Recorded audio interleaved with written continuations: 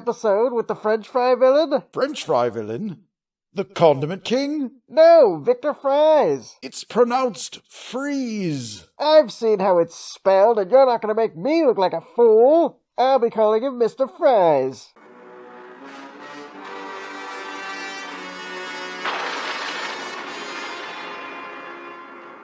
Welcome back to another episode of Batman the Animated Recap. Last time we covered I've Got Batman in My Basement, introducing the Penguin. This time we're recapping an episode that won the series a Daytime Emmy Award for Outstanding Writing in an Animated Program. Season 1, Episode 14 of Batman the Animated Series, Heart of Ice. We open on a mysterious figure talking to a snow globe in a voice that sounds almost robotic. It's Mr. Freeze, and the woman in the snow globe is a representative of his former love who has been taken from him.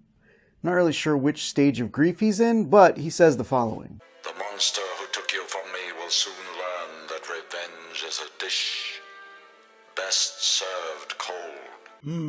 Let's go with anger. Wait, so which stage is Batman in then? Also anger. But isn't that only the second stage? Like, shouldn't he be through all of them by now? You'd think so, but every new movie or show about him features the death of his parents, so he's essentially experiencing that pain all over again every other year. And then he takes it out on us. Yes, Hollywood, stop showing the Waynes being murdered. Think of the children. We don't need other orphans getting any ideas. We cut to Summer Gleason reporting on a string of cold-related crimes during a Gotham heatwave. The criminal, who uses a freezing gun, seems to only be targeting a company called GothCorp. Sorry, GothCorp.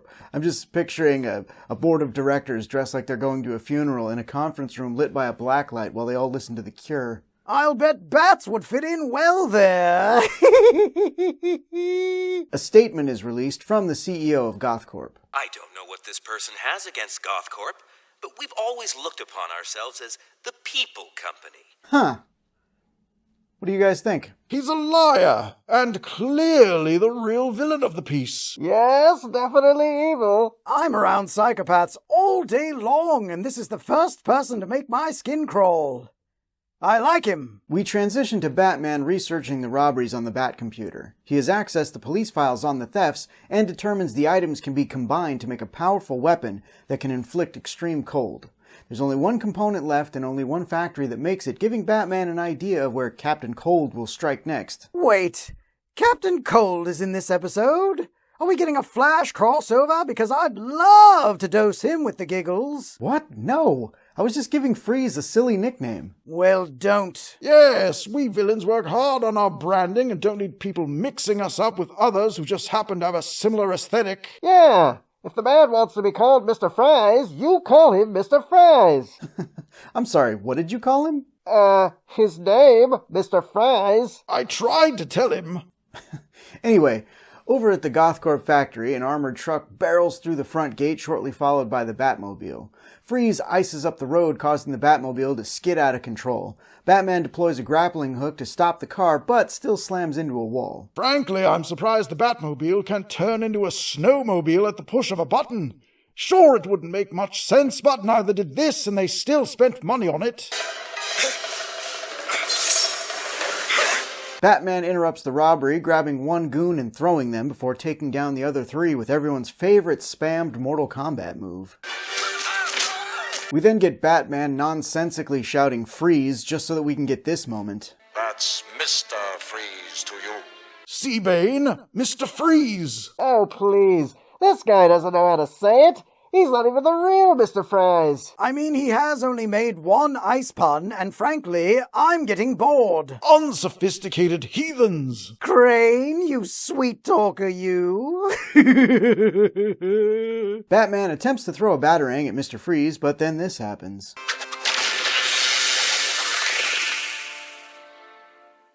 What? Look, I know that metal can get brittle and break under extreme cold, but it's not going to shatter like that and sound like glass when it does. Anyway, Freeze gives Batman a chance to flee, citing that he's on a personal vendetta and that it doesn't concern him, but of course, Batman can't leave it alone. Freeze fires his gun at Batman, who avoids it, causing the beam to hit one of the goons, freezing his legs. Good henchmen are hard to find. Fortunately, the bad ones are a dime a dozen. and expendable. After some more wonky ice physics cause a platform floor to collapse, making Batman fall to the ground, Freeze gets the drop on him, covering him in ice. As the baddies make their getaway, Freeze instructs his goons to leave the one with the frozen legs behind to punish him for his incompetence. Dang. That's some cold shit, Freeze. You just stole my pun. I mean, he's called the Joker, so should that really surprise you? Besides, had you said it, you'd laugh at your own joke, then explain it when we didn't. He saved everyone, really. And yet, no one ever calls me a hero. Hey, I don't have to take this kind of abuse. There are plenty of other villains who want to hang out with me. Now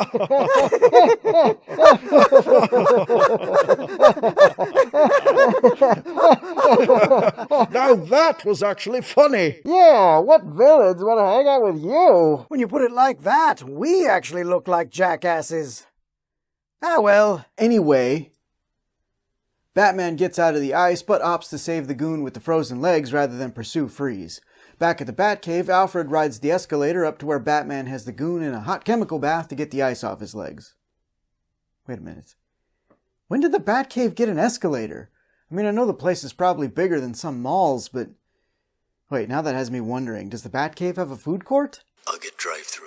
It turns out that getting frozen has given Batman the sniffles. Alfred suggests that he rest and get a hot bath, but Bruce has a meeting that he has to get to with Ferris Boyle, aka the CEO of GothCorp. At the meeting, Ferris tells Bruce about a former scientist that was using company assets for a personal project. He claims that he sent security to stop him, resulting in an explosion and the scientist's death. When Bruce inquires about what the scientist was doing, Ferris says, Wasting company money. My money. Oh, he's just evil for the money? Now he's making my skin crawl in a way I don't like. Take him down, Bats. After he's unable to find details about the scientist's death in public records, Bruce believes that there was a cover-up. He decides to break into GothCorp and access their secure files to find out. Before he leaves the Batcave to don one of his better costumes, Alfred presents him with something to help him on his mission. Knockout gas? Chicken soup. Bruce accesses the room with the GothCorp personnel files dressed as a security guard, which is brilliant because if he gets caught, he'll just look like he was doing a security sweep. Wait, what? Wait, why the hell would you take the guard outfit off? And you expect me to believe he had that cape and cowl tucked in the guard shirt and was looking that trim? Methinks not. Batman finds a tape that shows what really happened to the scientist. It seems that Victor Freeze created a cryochamber for people with inoperable illnesses, including his wife, who was in the prototype. Ferris shows up with guards and tells them to shut the machine down. Freeze grabs one of the guards' guns in an attempt to stop them, resulting in... It doesn't have to come to this. We can talk. That security footage had some terrific angles. Who directed it? Yes, I love all the close-ups. Great coverage. Immediately after learning the truth, Mr. Freeze shows up, blasting Batman with his ice gun, which apparently doesn't turn him into a block of ice this time. It just knocks him out so that he can wake up like he's Luke Skywalker on Hoth. Well, that's just ridiculous. He'd never be able to hang Batman like that. Well, he does mention later that the cryosuit gives him increased strength. Strength has nothing to do with it. Unconscious people are not rigid. They ragdoll. Trust me, I've knocked a lot of people unconscious. You tell me how he got old floppy legs up to the ceiling to ice him to it. Well, he could... No. Maybe he could... No. I don't know, a ladder and some patience? You're right, it doesn't make any sense. And now I'm questioning that plot point in The Empire Strikes Back, so thanks. You're welcome. Freeze reveals that he can no longer survive outside a sub-zero environment as a result of the chemicals he was exposed to, and he villain monologues about his plans to kill Ferris. Why do we never learn? Even if we are completely confident we can't lose, why do we insist on revealing our plan to the one person who can stop us? I don't know what your excuse is, but I do it for the love of the game. When Batman asks if he'll kill everyone in the building to get his revenge, Freeze answers, To never again walk on a summer's day with a hot wind in your face. Oh yes, I'd kill for that. Wow, what? What a chilling answer. Dang it, Bane. Why would you take that from me? You know why. You're right, I do. Moving on. Freeze assaults the GothCorp building with his giant ice cannon, but before he can succeed, Batman intervenes, causing Freeze to accidentally sabotage his own device. The Dark Knight then pulls one of the most gangster goon takedowns in Batman the Animated Series history. Refusing to give up, Freeze uses a fire hydrant and his ice gun to propel himself up the building, like he's Iceman, which is definitely not how that would work based on what we've seen, but hey, I guess that's more exciting than Gordon showing up to find our villain with his hands frozen in the hydrant water. Rest assured, if this episode had been written by the people who wrote I've Got Batman in My Basement, that's exactly how it would have ended. Freeze confronts Ferris in a room full of press, but before he can completely ice him to death, Batman interrupts and the final battle ensues. Batman is nearly killed by Mr. Freeze, only to be saved by... What? I was already having a hard time with the batsuit under the guard uniform, but you're telling me Alfred Soup was in there too? Where the hell was he keeping it? Do you remember that Fabergé egg heist we pulled recently? Yeah. Remember how you got the egg through customs? Why would you bring that up? You promised you would never mention it. I still can't sit straight as a result of it, and that thing at least had rounded edges, unlike this thermos. I don't want to talk about it anymore. Crane, finish recapping. Yes, well, Batman defeats Mr. Freeze and turns over the tape he found to Summer Gleason. And for those of you wondering about the safety of our nefarious GothCorp CEO, seeing as he was mostly frozen, you can rest well knowing that a campaign has already been put in place to ensure his well-being. Save Ferris. Save Ferris? What? Well, see, we're collecting money to buy Ferris a new kidney. They run about 50 G's or so if you could help out. The episode ends with Batman looking in on Freeze pining over his lost love in an icy cell at Arkham. Quite a tragic ending, really. Now what? Have you pulled yourself together yet?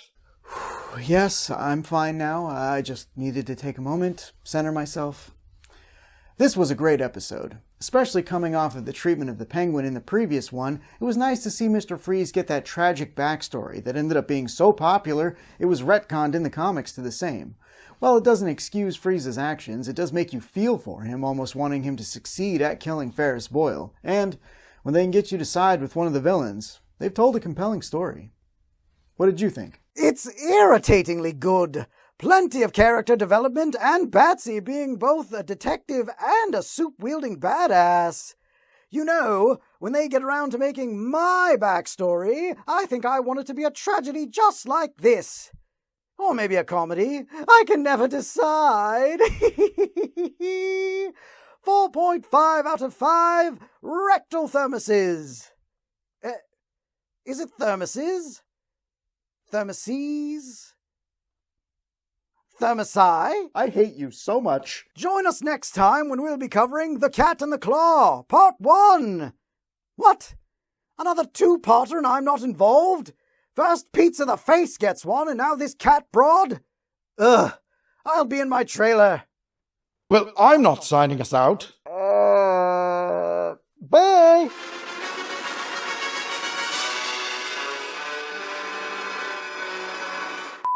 Seriously, how can you think it's fries? You heard everyone on the episode say Freeze. That's how they get you? It might just be the chemicals talking, but I think I'm coming around to his side. It is spelled fries. See? All right, someone kill them or me, and I am not particular as to which. Thanks for watching, everyone. If you enjoyed this video, please consider giving it a like and a share. Don't forget to subscribe and click that bell icon to be notified when more Batman the Animated Recap episodes go up. And we've got some other cool shows on the channel, so stick around. You might find something else that you like.